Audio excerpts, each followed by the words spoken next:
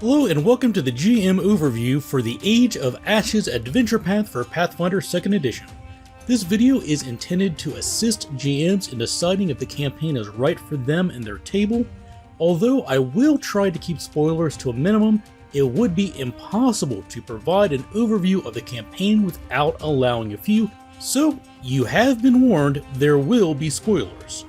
Age of Ashes is a 6-book adventure path that takes players all the way from 1st to 20th level. The major themes of the campaign include dragons, globetrotting, and good versus evil, and this adventure path introduces one major new mechanic to the game: stronghold management. The overarching story of Age of Ashes involves Dayhawk, the draconic god of destruction. Long ago, Dayhawk was imprisoned, but now dark plans are in motion that would free him and once more allow him to bring ruin to Golarion. In their efforts to prevent this catastrophe, the players will travel far and wide across multiple continents, raise a stronghold, and battle truly terrifying foes. Book 1, Hell Knight Hill. The story begins in the town of Breachel, located in the foothills of the Five Kings Mountains in eastern Isgir. Breachel is home to about 1,300 residents, which are mostly humans, but is also home to dwarves, half-elves, half-orcs, and even a small population of friendly goblins. Although a small and humble community, Breachel does have one very notable architectural structure.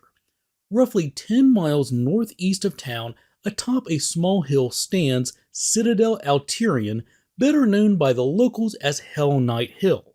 Or perhaps I should say the ruins of Citadel Alterian, as the keep was abandoned by the Hell Knight Order of the Nail roughly 9 years before the start of the adventure, and in recent years, the old keep has become home to a local and mostly friendly tribe of goblins, the Bumblebrashers. This is a fairly standard high fantasy setting to accommodate new players, and most normal, common rarity ancestries and classes should feel right at home here.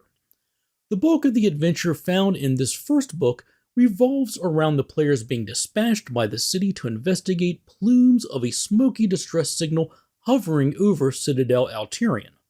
This plays out as a fairly standard dungeon crawl, with a few pivotal encounters that occur in the city to move the plot along. In doing so, the PCs will uncover a mysterious plot, unearth a secret hidden beneath the Citadel, and ultimately lay claim and ownership over the Citadel. Book 2, Cult of Cinders. In the second book of the adventure path, the players can choose to aid the city of Breachel in the rebuilding of Citadel Alterian. This is a long process that involves special stronghold mechanics that are found in the backs of books 1 and 2. In this effort, the players will need lots of resources, including money and time, as well as building relationships with various NPCs to assist them. Fortunately, the players will be able to delegate the day-to-day work of rebuilding the Citadel to others so their heroic adventure can continue. At the finale of Book 1, the players discover a secret beneath Citadel Alterian, namely a nexus of ancient elven portals. And these inactive magical gateways provide a structure that will be repeated throughout the rest of the campaign. Namely, at the start of each adventure, the players will open one of the portals and travel to a distant place in Golarion. There, they will aid the locals in combating some sinister plot, during which they will very conveniently discover the key to activate the next portal and then return home to Breachel for a period of downtime before repeating the process at the start of the next adventure. The portal that's activated at the beginning of Book 2 transports the party to the jungles of the Mwangi Expanse. Here they encounter and befriend a tribe of jungle elves and begin to learn more about the dangers posed by a resurrected Dayhawk. The bulk of the adventure plays out as a hex crawl, where the heroes explore a wide swath of jungle to find the evil cult stronghold and prevent them from completing a ritual that would bring destruction far and wide. Book 3, Tomorrow Must Burn. In the third book of the adventure path, the players are again magically transported to a new location. this time to Ravunel, a relatively new nation that's earned its independence from Cheliax during the events of the Hell's Rebels adventure path back in Pathfinder 1st Edition. Book 3 is an urban adventure that mostly takes place in Kintargo, the Silver City. Here the heroes begin investigating the cult of Dayhawk's wealthy benefactors and clash with a group of slavers known as the Scarlet Triad. In addition to the regular adventure and heroics, Book 3 of the campaign also has elements of investigation and intrigue that will grant the faces of the party some time in the spotlight, especially with a plot involving a group of Nidalese diplomats who are visiting the city. Also, this adventure plays as a sequel of sorts to the Hell's Rebels adventure path. Although knowledge of that campaign is not required, there are a few cameos and Easter eggs included in Tomorrow Must Burn that veterans of Hell's Rebels will definitely enjoy. Book 4: Fires of the Haunted City. In the 4th book of the campaign, the players are yet again magically whisked away from their home base in Breachill to another remote part of Golarion, this time into the Darklands. The early parts of this adventure provide more opportunities for skill-based characters to shine, as the players must navigate an extended social encounter to influence a council of dwarven regents into allowing them to operate within their territory. And shortly after, the players are tasked with investigating a theft from the dwarven vaults. And the second half of the adventure takes place in the ruins of an underground city that's home to many undead as well as a few living. Specifically our old friends, the Scarlet Triad. All paths eventually lead to the lair of an ancient magma dragon and his equally impressive hoard of treasure. Book 5: Against the Scarlet Triad.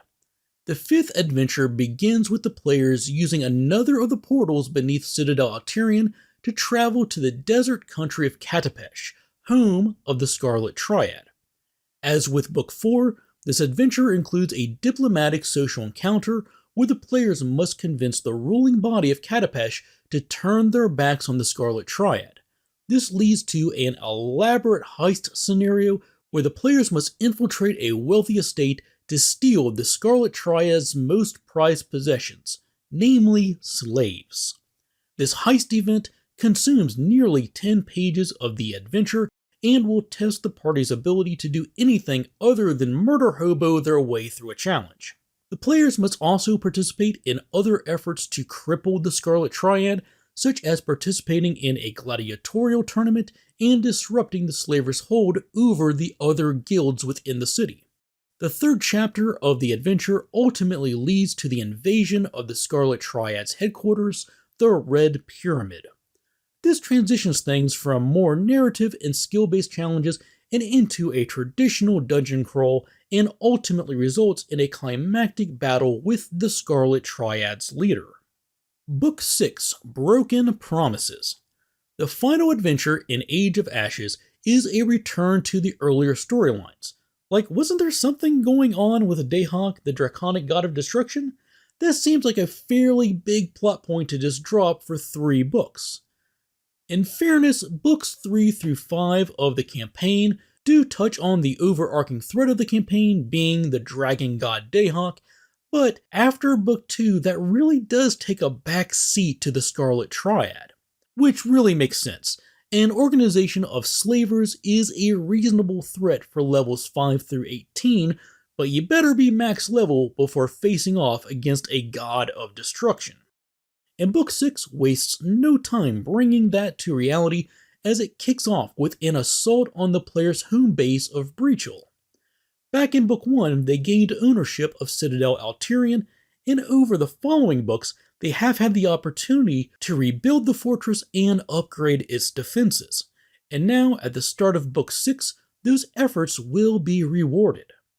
This is an epic battle against draconic energies that forces the players to contend with not only numerous manifestations of that power, but they also need to mitigate the damage the battle causes to the surrounding city and to its citizens. Once this battle is over, the players are free to use the final portal beneath their stronghold, which leads to a remote city that is home to plenty of intrigue and a powerful NPC who may be the player's key to defeating Dayhawk once and for all. Now I know that description is fairly vague, but I really want to be careful about spoilers in the remainder of this final adventure, but suffice to say that secrets will be revealed and the players will be called upon to make decisions that have very far-reaching consequences. Ultimately, everything leads to a final confrontation with Dayhawk and hope that the heroes can save Golarion from its destruction. So there you have it, an overview of Age of Ashes for prospective GMs. As this is my first attempt at covering adventures, I would appreciate hearing your feedback. I struggled quite a bit trying to find a balance between giving the depth of information that GMs may want versus spoilers. And believe me, there are quite a few twists and turns in the campaign that I have left out of this video. If you're considering GMing this adventure path, please let me know if this video meets your needs, or if you would prefer a shorter version that covers the campaign as a whole instead of providing a per book breakdown. And as always, I want to take a moment to thank everybody who supports me, whether that's by clicking the like button, subscribing to the Patreon, or subscribing to this channel. Thank you for all you do to support me, and with that, thanks for watching, take care, and happy gaming.